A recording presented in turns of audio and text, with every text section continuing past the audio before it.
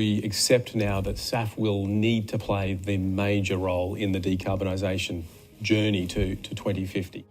The role of sustainable aviation fuels, or SAF, cannot be overestimated. It may be the crucial role, other technologies as well, but the role of SAF is clearly going to be critical in the years ahead. The global elite is now paving the way for SAF. Through policies and incentives, capital and investments will be attracted to this new market. In part 1, we focused on the World Economic Forum. In this video, we will look closer at the International Air Transport Association, IATA, and the International Civil Aviation Organization, ICAO, and how they intend to set the stage for SAF. First of all, I just want to show you that Gevo is affiliated with both of these organizations. The IATA is a strategic partner, and Gevo is also a member of ICAO CORSIA Fuel Task Group.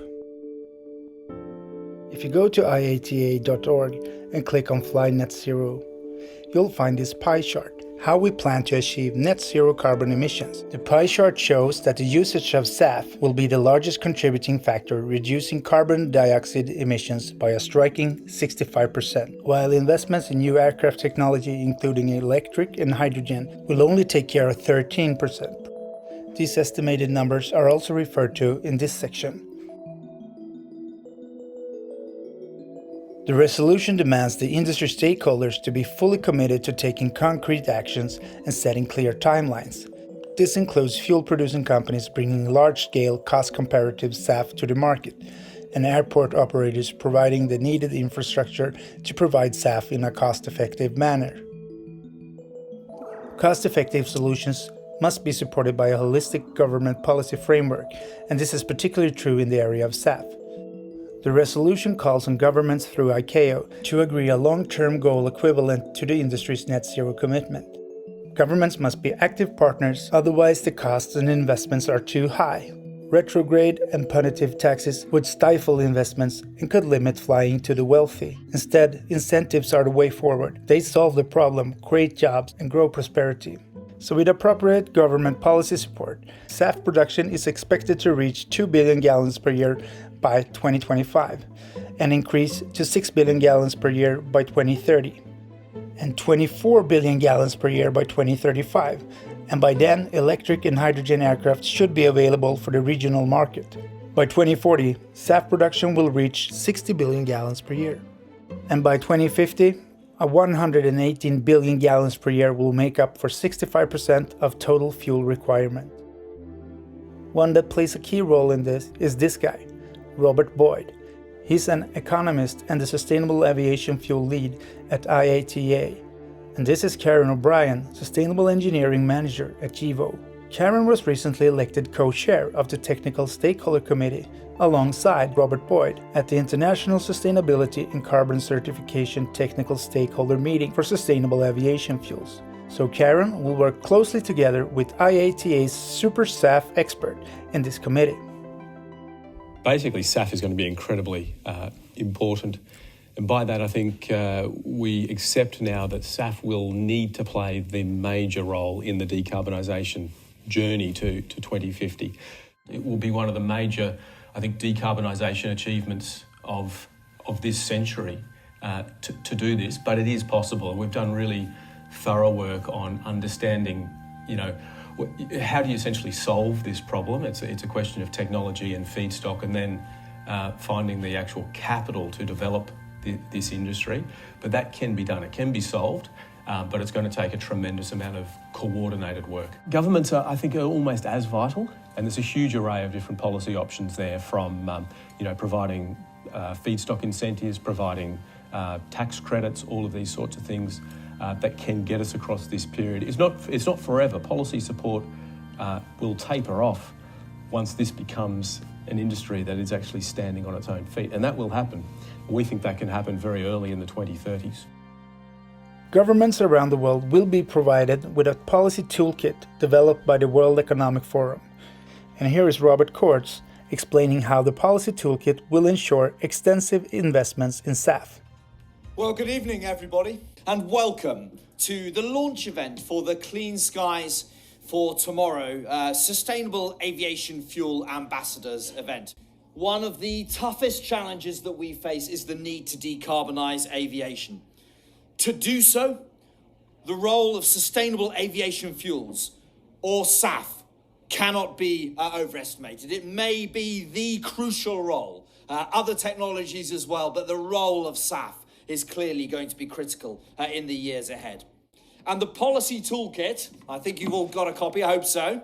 There it is, the policy toolkit, launched recently, just today, is the first part of this effort. And the toolkit has a simple yet ambitious aim to make greener flights across the globe a reality and even faster. Challenges remain with producing and with scaling up this technology. So there is an urgent need, not just for states to support the development and the deployment of SAF domestically, but to coordinate across borders, working together to scale up quickly and avoid spiraling costs of diverging national, regional, or international approaches. After all, the majority of aviation emissions come from international flights, so a truly global effort is what is required. In addition to government policies, the oil industry also needs to be a part of this journey, and Shell is one of the major oil companies already positioning itself on the SAF market. The industry has made significant progress over the last years in terms of fuel efficiency, in terms of operational efficiency, but the aviation industry is also growing, so therefore more levers are needed to reach net zero. For instance, one of those levers would be a clearly expressed net zero ambition by the ICAO. Technologies like electrification, hydrogen will take more time. So therefore, SAF, or sustainable aviation fuel, is the product with the most potential. The industry needs more SAF in the short and medium term. But until then, high-quality carbon credits, that is the solution we see for today. To scale SAF, the industry must work together to explore as quickly as possible the various technologies out there to produce SAF. And policy plays a vital role in this. A consistent long-term policy framework is needed that includes incentives to encourage investments alongside mandates to stimulate demand. Here is a brief summary of ICAO and their newly implemented CORSIA scheme. As a UN specialized agency, the International Civil Aviation Organization, or ICAO, works together with its 192 member states, aviation industry, and other stakeholders to develop policies, internationally harmonized standards and recommended practices, and guidance in support of a safe, secure, and environmentally sustainable civil aviation sector. Following the October 2016 historic agreement by the ICAO Assembly on the Carbon Offsetting and Reduction Scheme for International Aviation, CORSIA, governments and the aviation industry are getting ready to implement the first ever sector-wide carbon offsetting program. Offsetting is the process through which a company or organization compensates for its carbon emissions by buying credits from the carbon market. Such credits are generated by projects that reduce carbon emissions from different sources. Together with other mitigation measures such as operational improvements, aircraft technology, and use of sustainable aviation fuels, CORSIA will help achieve international aviation's aspirational goal of carbon neutral growth from the year 2020. The benefit of using sustainable aviation fuels can be deducted from an operator's offsetting requirements. The combined offsetting requirements for 3 years will determine the number of CO2 emissions units required to be cancelled to offset an airplane operator's emissions. ICAO, in partnership with governments and international organisations, will assist all states to put in place the necessary infrastructure to ensure that they are ready to implement CORSIA. Starting in 2022, the scheme will be reviewed every 3 years. The CORSIA is a global scheme for the international aviation industry. ICAO also monitors developments and progress in the SAF market on their website. If you click on these droplets, you'll find updated information on which conversion processes that's been approved for SAF production. You'll also find a list of implemented government policies and statistics on the number of signed offtake agreements, including both producers and purchases. As the demand is considerably greater than the existing supply, airlines are already securing agreements with several different producers. For example, one of Gevo's customers, Delta, has off-take agreements with 6 different producers. This is how all airlines will need to work to secure their SAF supply. And this may also explain Gevo's rapidly growing pipeline of contract negotiations, which are now estimated to be worth $30 billion.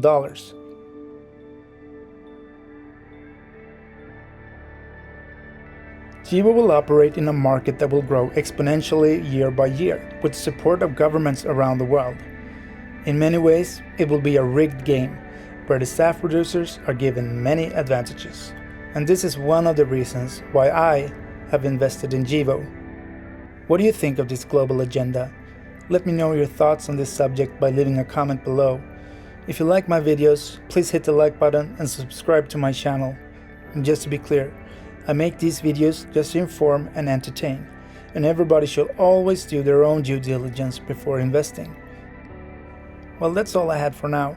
I hope to see you soon. Until then, bye bye.